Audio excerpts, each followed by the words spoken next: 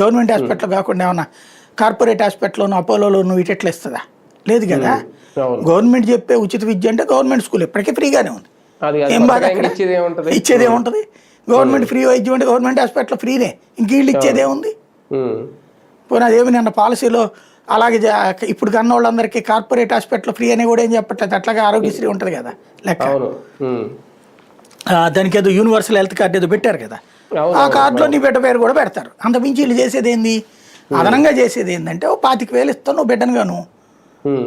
ఇప్పుడు పేదలకు అంటారు, ప్లస్ మీరు చెప్పినట్టు 1000 రూపాయలు ఏదో 5 ఏళ్ళకి ఇస్తానన్నారు, కంటారు వాళ్ళు. కాబట్టి తర్వాత వచ్చే ప్రభుత్వం అది కంటిన్యూ చేస్తుందా?